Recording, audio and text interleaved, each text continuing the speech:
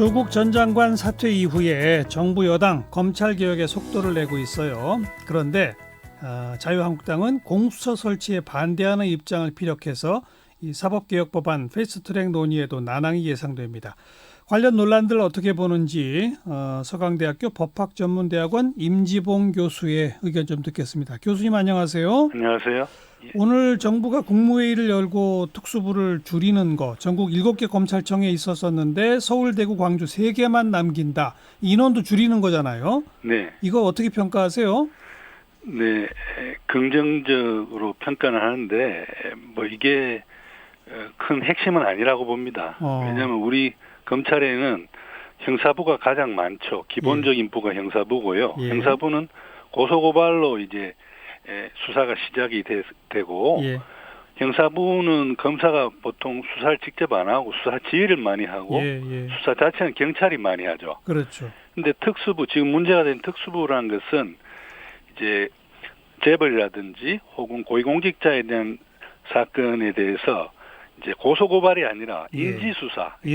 검찰이 스스로 알아가지고 첩보등을 통해서 이제 수사에 착수하고 또 직접 수사를 합니다. 그렇죠. 경찰이 아니라 직접 수사를 하다 보니까 이제 또 수사를 한 특수부가 기소까지 하게 되기 때문에 수사라는 게 이제 기소를 전제로 하게 돼서 특수부 사건의 수사가 과잉 수사로 많이 연결되더라는 거죠.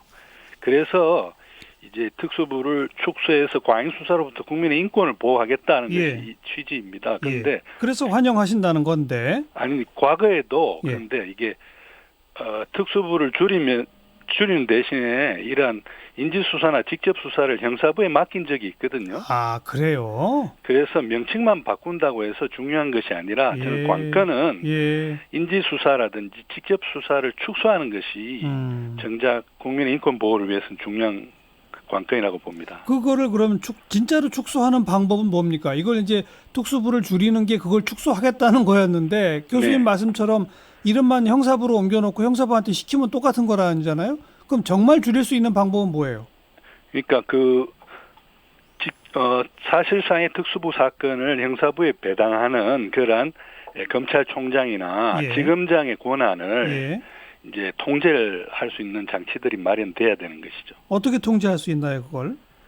그러니까 그런 식으로 편법적으로 특수부 사건인데 형사부에 이렇게 주도록 하는 것을 이제 못하게 하는 그런 규정들이 있어야 되겠죠. 아예 규정을 신설할 필요가 있다. 예, 저는 그렇게 봅니다. 왜냐하면 지금 문제는 특수부가 뭐냐에 대해서 정의를 내릴 수 있는 권한을 검찰총장이나 검사장이 갖고 있다는 겁니다. 그리고 뭐 그걸 특수부 사건인데 형사부로 보내가지고 사실은 직접 수사를 할 수도 있다는 게 문제라는 거죠. 제가 이번에 그 검찰개혁 관련 뉴스들을 쭉 보면서 참 의아했던 것 가운데 하나가 이 검사장들 관용차 차량 못 쓰게 한 게 벌써 1년 반 전에 방침이 결정돼서 지시가 내려갔다는 거 아니에요? 맞죠? 네, 맞습니다. 근데 여태까지 그 차를 타고 다녔다는 거 아닙니까?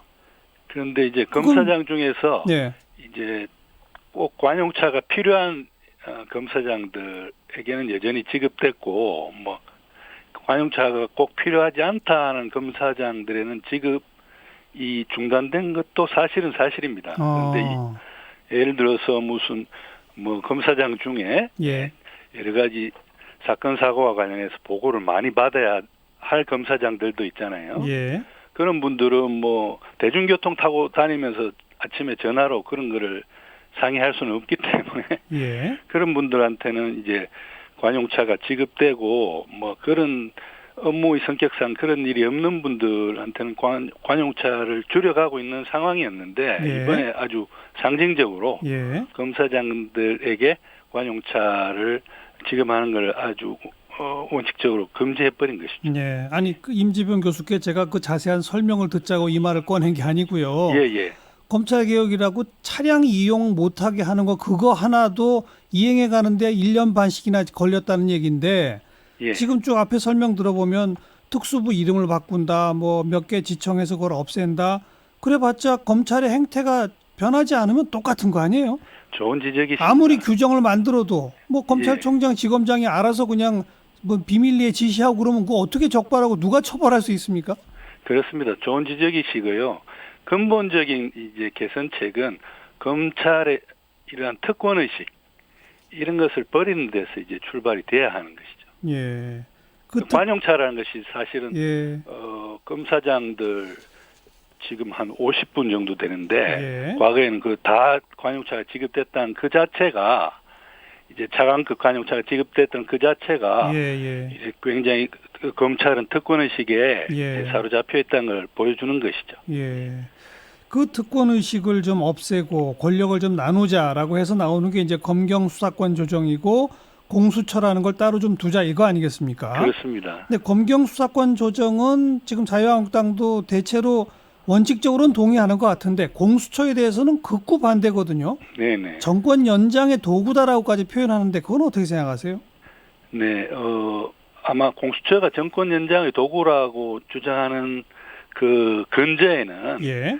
공수처장에 대한 임명권이 대통령에 있기 때문에 대통령이 공수처장에 대한 임명권을 통해 가지고 공수처에 대해서 어떤 영향력을 행사하고 그렇게 되다 보면은 이제 주로 야당 의원에 대한 수사나 공수처의 수사나 기소를 통해서 야당 의원에 대한 탄압 도구로 쓰일 수 있다. 그래서 이게 공수처가 이제 정권 연장의 도구로 변할 수 있다. 이런 우려에서 나오는 주장 같은데요. 그런데 지금 국회 패스트 트랙에 올라가 있는 그 공수처 법안을 볼 것 같으면요. 그 공수처장에 대한 임명권 물론 대통령이 가지는데 굉장히 형식화해 놨습니다. 공수처장은 사실은 국회에서 선출하게 해놨습니다. 어떻게 돼 있죠 구체적으로? 여야에서 각각 2인씩 4인이 이제 국회에 설치된 그 공수처장 추천위원회에 이제 참여를 해서 공수처장 후보로 2명을 선출하는데요. 그 2명을 선출할 때도 공수처 추천위원회 위원회 5분의 4 이상의 동의를 얻어야 됩니다. 공수처장 추천위원회는 여야 각각 2명씩이니까 모두 4명인가요? 거기에다가 다른 당연직 이제 위원들이 조금 있긴 있죠. 그러면 총원이 몇 명이 되는 겁니까? 그게 법안에 따라서 조금 다릅니다. 백혜련 의원안과 권인희 의원안이 좀 다른데 사실은 뭐 그 여야에서 추천한 4인이 굉장히 중요한 보팅에 그 표를 행사하는 것이죠.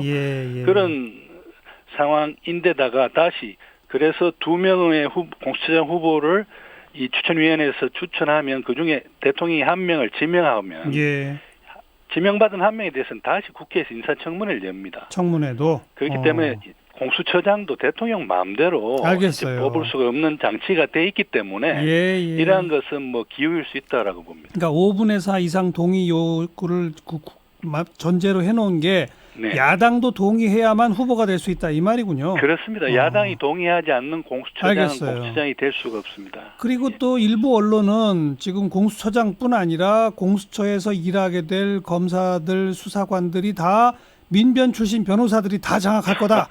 이런 보도도 나오는데 그건 어떻게 보세요? 공수처 검사들의 선출과 관련해서도 그 공수처 검사 등에 대한 인사위원회를 이제 두게 되고요. 그 인사위원회에도 뭐 여러 가지 법조계 인사들도 들어갑니다. 뭐 대한변협회장이라든지 법원행정처장이라든지 이런 분들도 들어가지만 어떤 여야가 추천하는 위원들이 고루 들어갈 수 있게 돼 있기 때문에 뭐 공수처의 검사들에 대해서도 어떤 특정 정당에 편향된 그런 위원들이 할 수 없다. 공수처 검사에 대한 인사권을 좌지우지할 수 없게 돼 있습니다. 이런 내용을 자유한국당도 모르지 않을 텐데 공수처를 극구 반대하는 진짜 이유는 뭐라고 생각하세요? 그것은 일종의 뭐 정치적인 공세 아니겠습니까? 저는 뭐 법학자고 정치학자는 아니라서 자세히는 모르겠습니다만 아무래도 내년 4월에 있을 그 총선과 관련해서 어떤 총선 전에 어떤 검찰권의 그러한 지형을 크게 흔들어 놓지는 않겠다는 그러한 포석도 깔린 것 같고요. 그리고 야당 입장에서는 좀 우려하는 점이 예를 들어서 선거법 위반도 예. 있을 수 있지 않습니까? 그렇죠. 다음 총선에서 그렇죠. 그에 대한 수사나 기소 이런 것이 예. 지금 법안이 확정이 되진 않았습니다만 예. 이렇게 선거법 위반과 관련해서도 이제 공수처에 예. 이렇게 수사를 받을 수 있게 돼 있는데 예. 그 공수처장을 대통령이 임명하고 예. 그렇게 여당에 의해서 공수처가 장악됨으로써 네. 그 선거법 위반 사건에 대한 수사에 대해서도 굉장히 야당에게 불리한 식의 수사가 되지 않을까? 그런 점을 예. 우려하는 것으로도 보이고요. 또 무엇보다도 네.